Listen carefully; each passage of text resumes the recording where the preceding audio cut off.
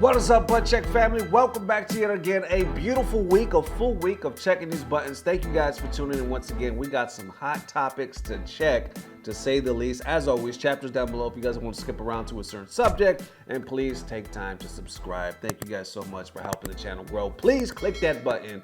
Take that time. And we're about to take this time to get onto these buttons because we got a hot one. Ladies and gents, hope you're having a good week. We had a great weekend. I have some venting to do about the whole UFC thing, but that's just at the end of the video if you want to stick around for that. Anyway, without further ado, let's go. All right, now into them updated unbanned buttons. Believe it or not, they need to be checked. So y'all remember that whole fiasco, right, with the whole Matcherino thing? NYCFurby was accused of some things.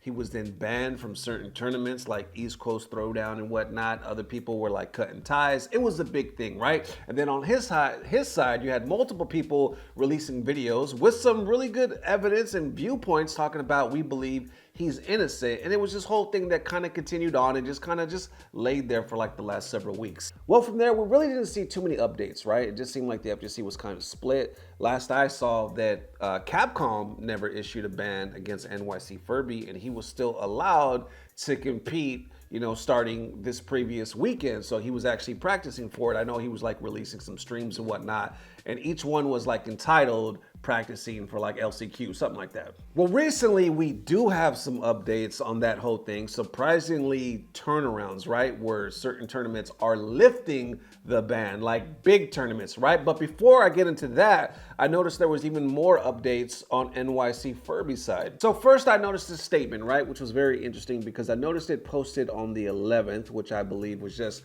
last Saturday. NYCFurby posted this saying, "My final decision, I guess rethinking Capcom Cup LCQ." He goes on basically in this statement to say that he's been thinking about it for a few weeks and he's decided, you know, well, actually, he says the decision has not come lightly. He really wanted to attend, especially considering that he did get past the Matcherino allegations in the sense that he was only accused of late payouts and nothing more. But he goes on to say, however, getting to that point took a physical and mental toll on my well-being. It also affected my gameplay in Street Fighter V. I did have a sponsor that was willing to send me there to compete in the LCQ. To the best of my ability, if I chose to, I would not feel good attending the event, even if my costs were covered, due to the fact that I do not mentally feel I'm at 100%. In short, proving my innocence has taken a toll on me and has taken away from my practice time. So there you go. I noticed that coming out, like I said, on Saturday, which he was basically saying, I bow out. I am able to attend and I do have a sponsor, but I'm not going to do it. Which was kind of crazy to me because of the timing of everything, right? I noticed BeastCoast, which BeastCoast was the sponsor of NYCFurby, right? The one that he was mentioning.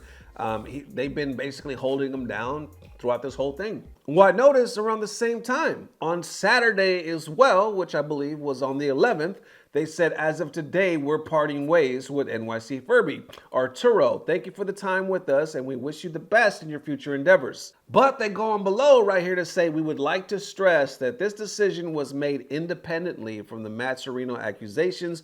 We wish you nothing but continued success and growth for Arturo and believe he will continue to shine in the FGC scene. Arturo follows it up saying, as stated before, BeastCoast literally helped me during the Matcherino saga and collected evidence to save my life and help prove my innocence.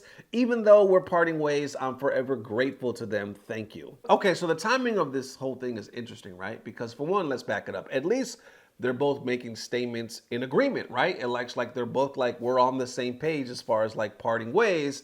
And when it's all said and done, we had each other's backs. So like I said, the timing of this is very interesting. I'm not sure if they had a conversation beforehand and Arturo came to them and say, yo, I'm not gonna do this after all. Thank you guys for supporting me.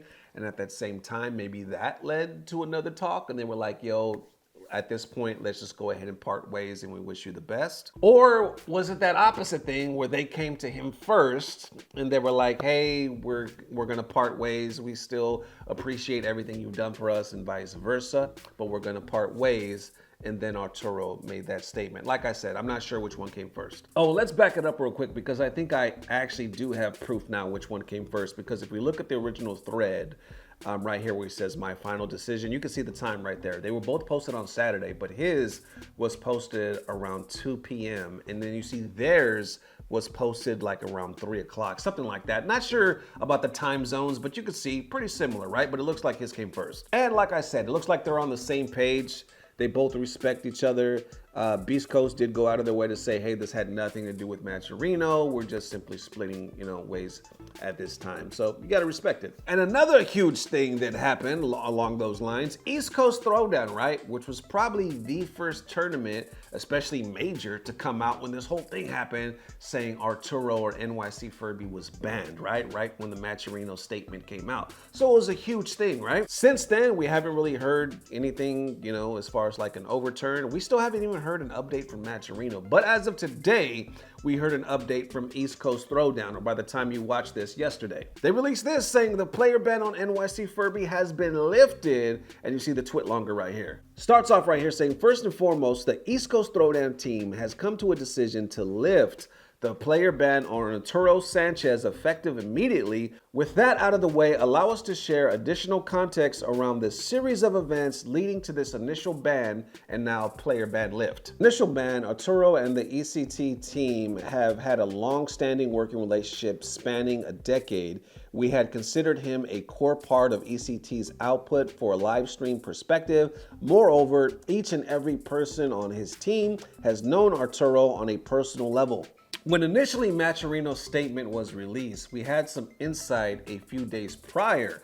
At a minimum, we knew Arturo's conduct surrounding Matcherino campaigns was incredibly irresponsible. Our whole team was incredibly upset. We felt someone that had such a strong affiliation with our event, not to mention the whole Northeast region, needed to be held accountable, especially given a majority of events affected were from our network of peers. Additionally, to set the record straight, ECT Matcherino campaigns were never affected by Arturo, and in hindsight, we acted too swiftly.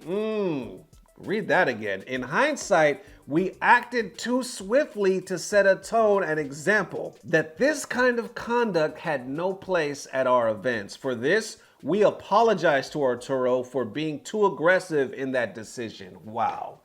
How many times do you hear that?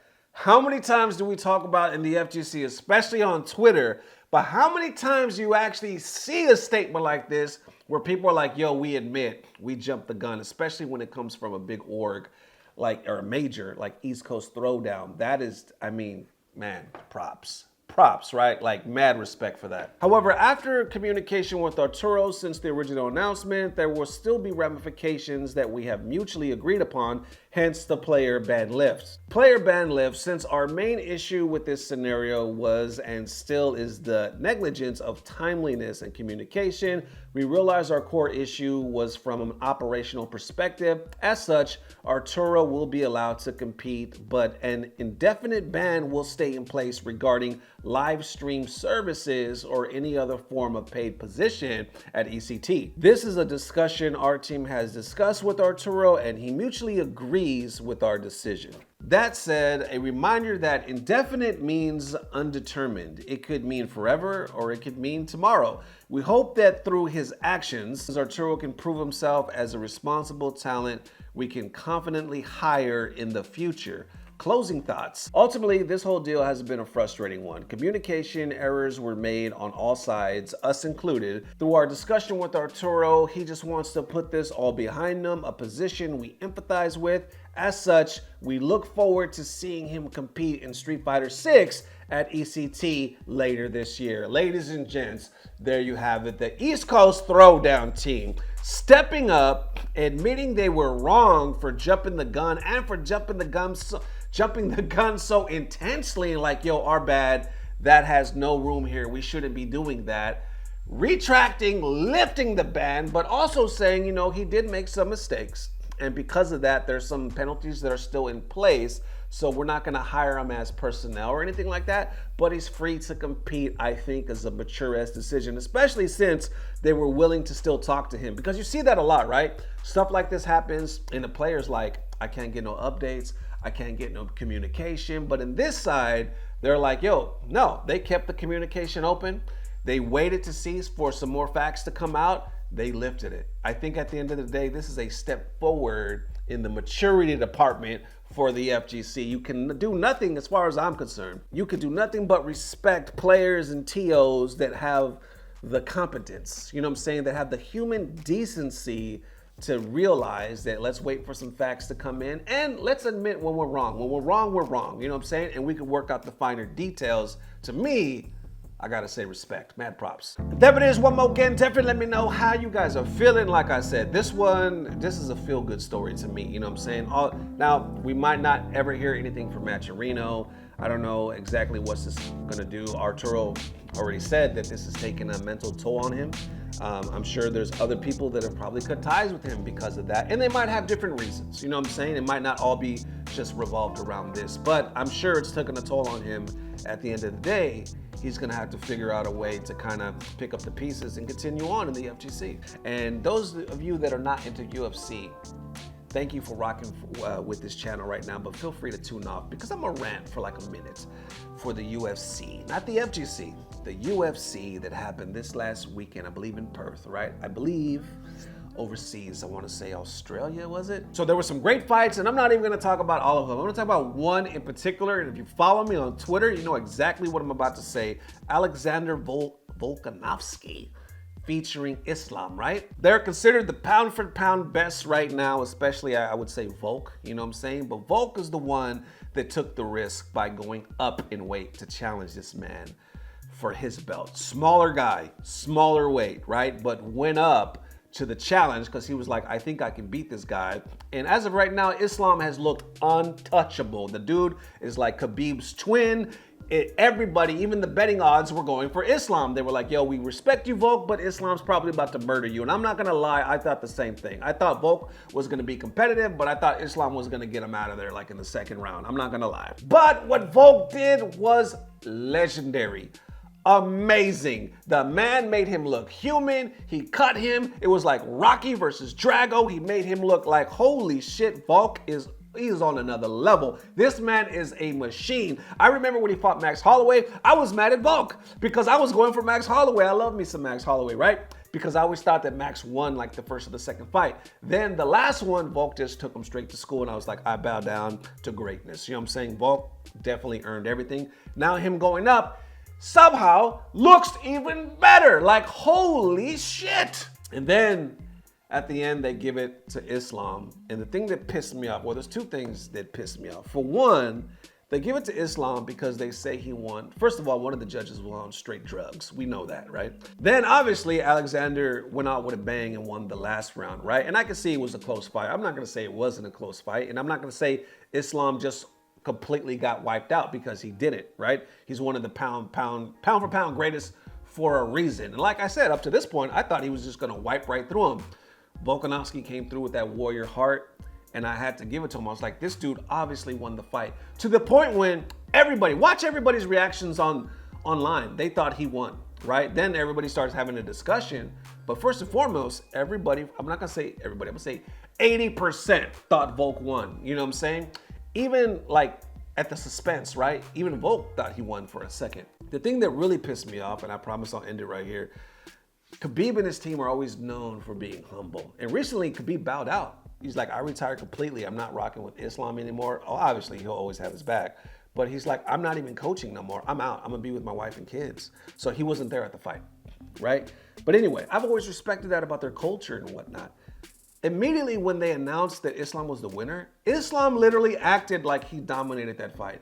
Literally acted like, oh yeah, he maybe got a minute of that fight or whatever, but I whooped that ass and now people cannot dispute me. People cannot deny that I am the greatest. And I'm like, were you not in that fight, motherfucker? Did you not just see you get your ass whooped by this guy that was notably smaller than you? So like I said, I lost a ton of respect. I know it doesn't matter. I know most of you done tuned out by now.